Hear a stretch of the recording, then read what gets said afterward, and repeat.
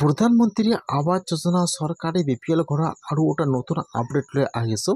সেইটো আপডেট হ'ল যিসকলে এতিয়ালৈকে চৰকাৰী ঘৰটো লাভ কৰা নাই আৰু চৰকাৰী ঘৰৰ বাবে আবেদন কৰিছিল বা চৰকাৰী ঘৰৰ লিষ্টত নাম আহিছে, এতিয়াও একাউণ্টত চৰকাৰী ঘৰৰ পইচা সোমোৱা নাই, সেইসকলে আজিয়ে চৰকাৰী ঘৰৰ ৰিজেক্ট হ'ল চেক কৰক যে আপোনালোকৰ নামটো বা আপোনাৰ নামটো ৰিজেক্ট হৈছে নেকি।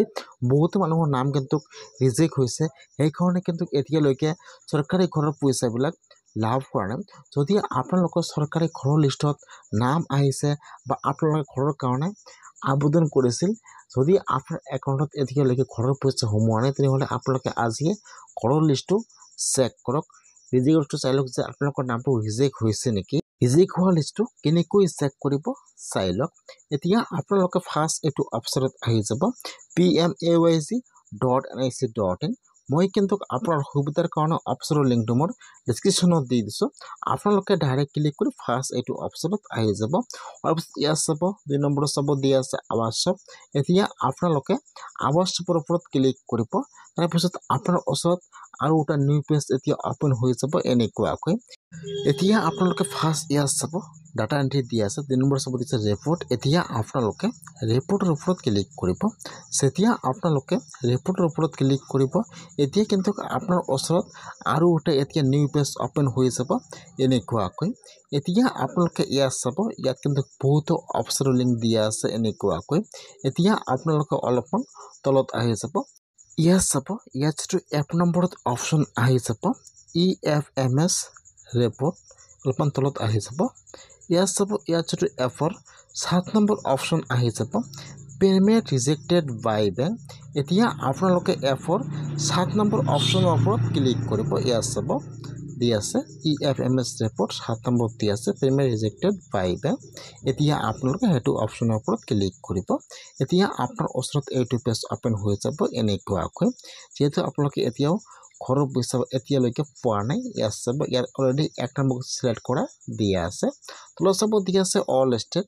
এতিয়া আপোনালোকে সেইটো অপশ্যনৰ ওপৰত ক্লিক কৰিব অল ষ্টেট। ফাৰ্ষ্ট আপোনালোকে ইয়াত ষ্টেট নাম আছাম চিলেক্ট কৰি লৈ ল'ব। তাৰপিছত ইয়াত আহি যাব আপোনাৰ ডিষ্ট্ৰিক্টৰ নাম ইয়াত চিলেক্ট কৰি লৈ ল'ব।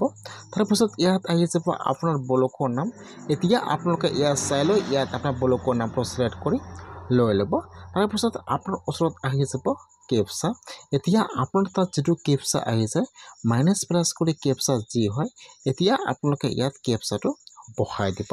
কেপচাটো বহাই দিয়ে আপোনালোকে এতিয়া 4 মুৰৰ ওপৰত ক্লিক কৰিব। যেতিয়া আপোনালোকে 4 মুৰৰ ওপৰত ক্লিক কৰিব, এতিয়া কিন্তু আপোনাৰ ওচৰত ইয়াত ফাৰ্ষ্ট আহি যাব আপোনাৰ ব্লকৰ নাম, 2 নম্বৰত আহি যাব আপোনাৰ ঘৰৰ ৰেজিষ্ট্ৰেশ্যন ID নম্বৰ আহি যাব, 3 নম্বৰত আপোনাৰ ফুল নেম আহি যাব, আৰু ইয়াত আপোনালোকে যিটো বেংকৰ একাউণ্ট জমা কৰিছে ইয়াত বেংকৰ IFSC কোড নম্বৰ আহি যাব। এতিয়া আপোনাৰ একাউণ্টত কিহৰ কাৰণে ঘৰৰ পইচা সোমোৱা নাই, ৰিজনটো কি আহি যাব। ইয়াত কিন্তু আপোনাৰ ওচৰত ৰিজনটো আহি যাব এনেকুৱাকৈ। কিছুমানৰ একাউণ্ট আধাৰ কাৰ্ডৰ সৈতে লিংক নাই, সেইকাৰণে একাউণ্ট পইচা সোমোৱা নাই। কিছুমানৰ একাউণ্ট DVD লিংক নাই, সেইকাৰণে পইচা সোমোৱা নাই। ইয়াত সকলো ৰিজন দিয়া আছে। কিছুমানৰ একাউণ্ট ব্লক হৈ আছে, সেইকাৰণে একাউণ্টত পইচা সোমোৱা নাই। ইয়াত সকলো ৰিজন দিয়া আছে। এতিয়া আপোনালোকে এইটো চাই লওক, যদি আপোনালোকৰ লিষ্টত নামটো আহিছে তেনেহ'লে আপোনালোকে আপোনাৰ পঞ্চায়তত সকলো ডকুমেণ্ট জমা কৰিব লাগিব। তাৰপিছতে কিন্তু আপোনালোকে ঘৰৰ পইচা লাভ কৰিব।